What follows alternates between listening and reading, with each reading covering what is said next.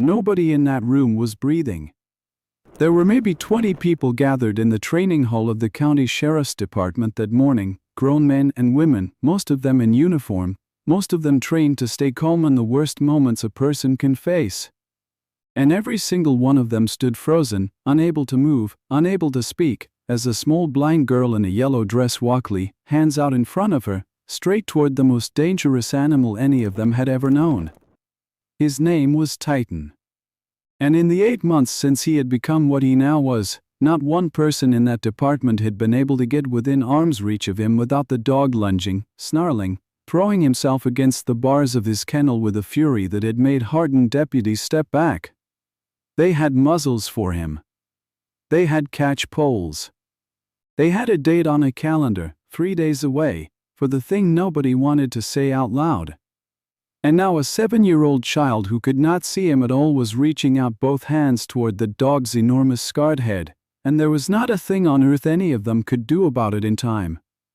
A deputy near the door opened his mouth to shout, to stop her. And then he saw what was happening, and the shout died in his throat. What that little girl did next, and what that terrible dog did in return, is something the people in that room say they will carry with them until the day they die. It silenced every one of them. Some of them wept. One veteran officer had to walk outside and sit down on the steps. But to understand why, you have to go back. Back to before Titan was feared. Back to when he was the finest dog that department had ever produced, and to the man he loved, and to the little girl who was the only one who ever truly saw him.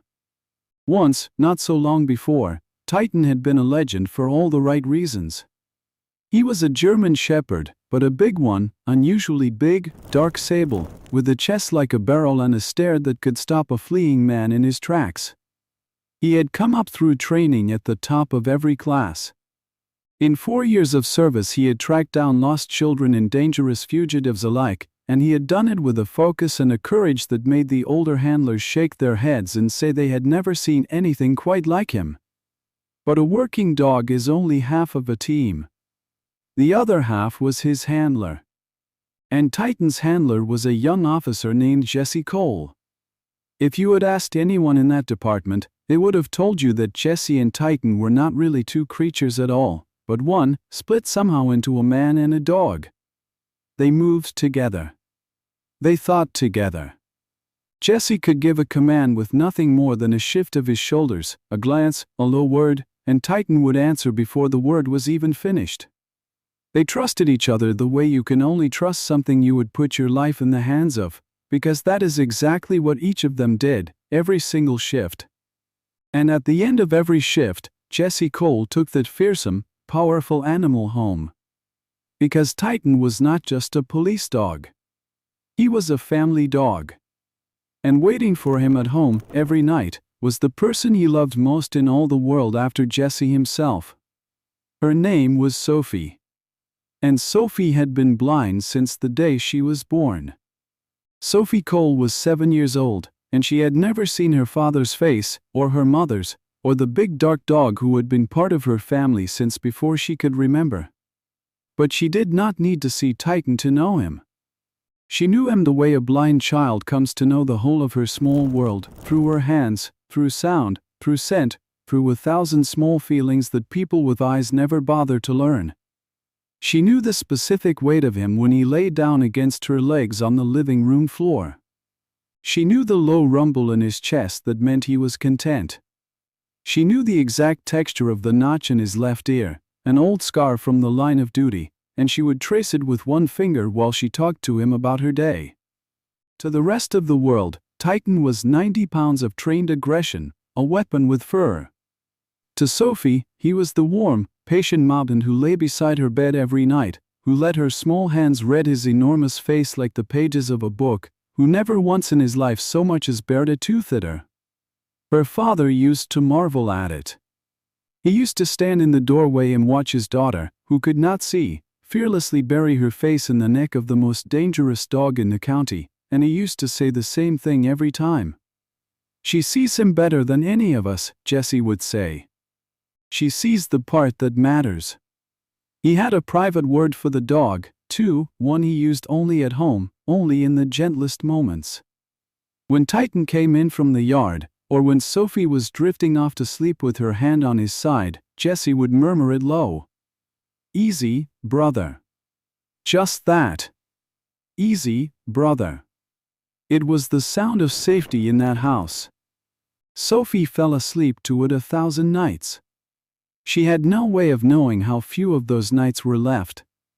It happened on an ordinary shift, the way the worst things so often do. I am not going to dwell on it, because this is a story about love, not about loss, and because some things deserve to be spoken of gently. So let me only tell you what you need to know. Officer Jesse Cole was killed in the line of duty, doing the job he had sworn to do, protecting people who would never even know his name. Titan was there. He did everything a dog could do. It was not enough. And in the space of a single terrible afternoon, the one half of that unbreakable team was simply, finally gone. They say the dog would not leave him.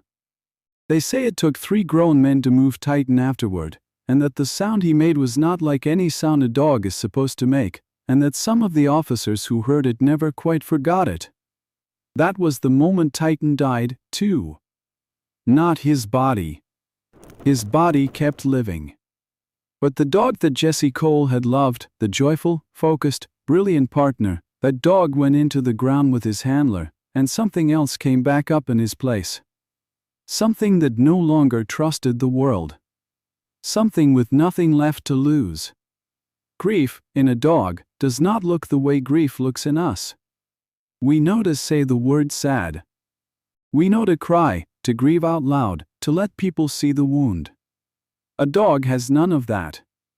A dog only knows that the center of its entire universe has vanished without explanation, and that the world it once trusted completely has become a strange, wrong, unbearable place. And a powerful working dog, a dog built for defense, a dog whose whole life was about meeting threat with force, sometimes turns all of that bottomless confusion and pain into the only thing he is left. Rage. Titan stopped eating. Then he stopped tolerating anyone near him. The handlers who tried to help him, who genuinely cared for him, found themselves facing a wall of snarling fury they could not get through. He bit 2 of them, not badly, but enough. He had to be moved to a kennel at the very back of the, alone, away from the others, and there he stayed, day after day, throwing himself at the bars whenever anyone came close, a magnificent animal reduced to a thing that everyone had learned to fear. They tried. I want to be fair to that department, because they did try. They brought in a specialist. They gave it time. But a liability is a liability, and a dog that cannot be handled, that is bitten officers, that no one can safely feed without a catchpole, is a dog that a department cannot keep forever. The paperwork began. And at the end of it was a date, and a decision that broke the heart of every person who had ever known what Titan used to be. 3 days. That was all the time he had left. But before that date came, the department was going to do one last thing. They were going to hold a small, quiet memorial for Jesse Cole in the training hall. And they were going to invite his family. His widow. And his little blind daughter, Sophie. Nobody, not one single person, imagined for a moment what would happen when they did. Sophie had not been near Titan since the day her father died. In all that confusion and grief, in the swirl of a family suddenly torn in half, no one had thought to explain to a 7-year-old girl exactly where the family dog had gone, or what state he was in. She only knew that Titan was not home anymore. She only knew that the warm mountain who slept by her bed had disappeared at the same time as her father, and that no one would quite tell her why, and that the house was now silent in 2 places where it used to be full. She asked about him every day. Where is Titan? When is Titan coming home? And every day the adults changed the subject, because how do you tell a blind child that the dog is at the back of a somewhere, so lost in his own grief that he has become a danger, 3 days from the end? So on the morning of the memorial, Sophie sat quietly in her yellow dress in that training hall full of her father's colleagues, listening. Because listening was how she navigated the world. And while the grown-ups spoke their careful words about her father, Sophie's head turned toward a sound. A sound coming from somewhere far at the back of the. It was faint. Nobody else even noticed it under the murmur of the memorial. But Sophie noticed it, because Sophie had spent 7 years noticing the sounds that other people missed. It was a low, broken, whimpering sound. A sound of pure loneliness. And something deep inside her, some memory older than words, went still uncertain. She knew that sound. She had heard a gentler version of it 1,000 times, on 1,000 nights, coming from the warm mountain beside her bed. While the adults' heads were bowed, a small blind girl in a yellow dress slipped quietly out of her chair, put her hands out in front of her, and began to walk toward it. By the time they noticed she was gone, she was already at the door to the back of the. I want you to picture it, because the people who were there will never forget it. A memorial service coming to a ragged halt. 20 trained officers turning, one after another, to see an empty chair, and then a small figure in yellow at the far door, and then to understand, all at once, exactly where she was headed and exactly what waited for her there. There was a rush toward her. Her mother cried out her name. But Sophie could not see them coming and did not understand the fear in their voices, and she was already through the door, already moving down that back hallway with the pure, unhurried confidence of a child following something she loves. And at the end of that hallway was the kennel. And in the kennel was Titan. The dog who would not let a human being near him in 8 months. The dog who threw himself snarling at the bars at the sound of a single approaching footstep. Except that when Sophie came around that last corner, hands out, and Titan lifted his great scarred head to see who was coming, he did not snarl. He did not lunge. He went completely, utterly still. Because he knew that step. That small, careful, particular step. He had felt it cross a living room floor toward him 10,000 times. And he caught her scent. The officers came pounding around the corner, a heartbeat behind her, ready to do whatever they had to do, and they arrived just in time to see a sight that stopped every one of them dead. A little blind girl had reached the bars of the most dangerous kennel in the. And she had pushed both of her small hands through them, without hesitation, without fear, straight toward the jaws of an animal that had bitten grown men, and she was saying one word, over and over, in a small trembling voice. Titan. Titan. It's me. It's me. Nobody moved. Nobody breathed. There was no time to stop it and no way to reach her, and every person in that hallway braced for the worst thing they could imagine. Titan crossed the kennel to her. He crossed it and low to the ground, and when he reached the bars he did not open his jaws. He pressed his huge head against them, against her small waiting hands, and he made that broken whimpering sound again, but changed now, transformed, a sound of something the officers could only describe afterward as grief and relief pouring out of him all at once. And Sophie's hands found his face. Those small fingers moved over him the way they had 1,000 nights, reading him, knowing him. They found the notch in his left ear, the old scar, and she traced it once with one finger, and at that touch the last of the fight went out of that enormous dog entirely. He melted. There is no other word for it. 90 pounds of feared, condemned, unmanageable animal simply melted down against the bars, into the hands of a blind child, and pressed himself as close to her as the iron would allow, trembling. Somebody found the latch. Later nobody could agree on who. But someone opened that kennel door with shaking hands, against every rule and every ounce of good sense, and the moment it swung wide, Titan did not bolt, did not attack, did not do a single one of the terrible things they had all feared. He walked outly, and he lay down at Sophie's feet, and he curled his great scarred body in a protective half-circle around her, and he laid his head in her lap, and he let out a long, shuddering sigh, as if he had been holding his breath for 8 months and could finally let it go.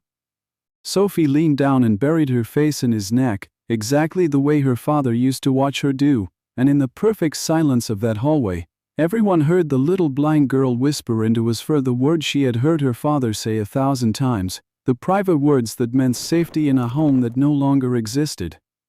"Easy, brother," she whispered. "Easy. I found you."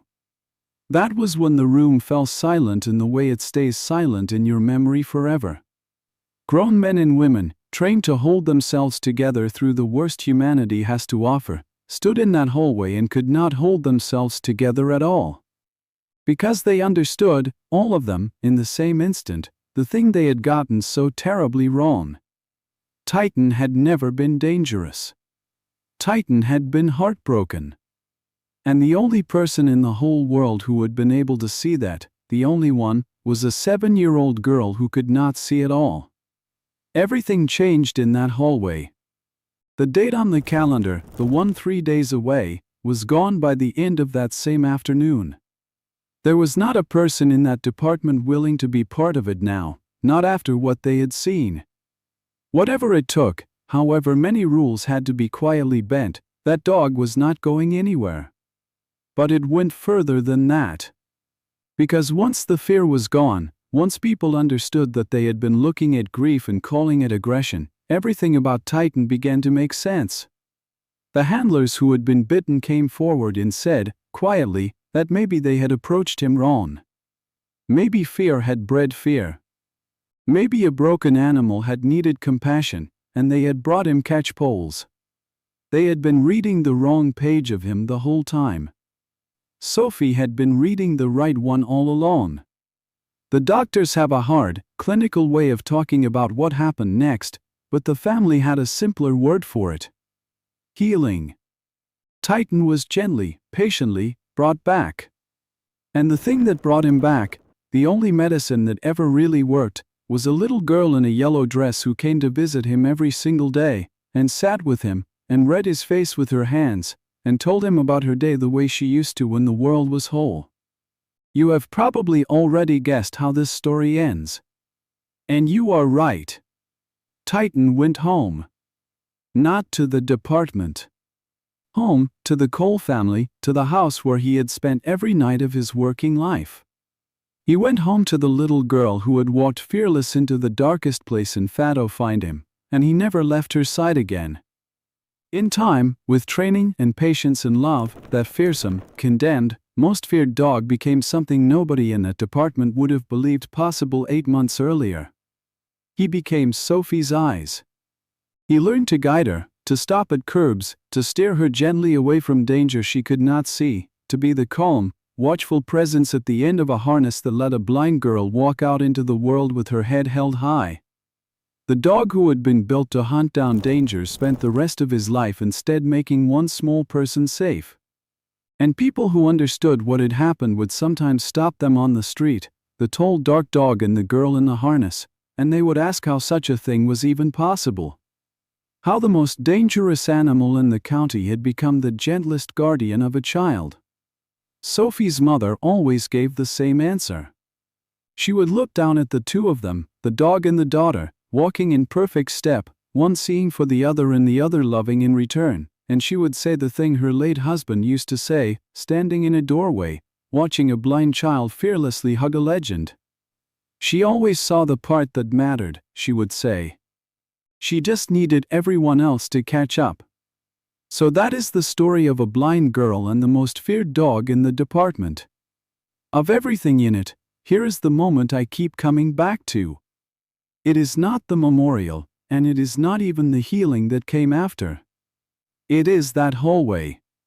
It is the image of a child reaching both hands through the bars toward the one thing everyone else had learned to fear, without a trace of fear of her own, and finding on the other side of those bars not a monster, but a broken heart that had been waiting 8 months for someone, anyone, to simply come close.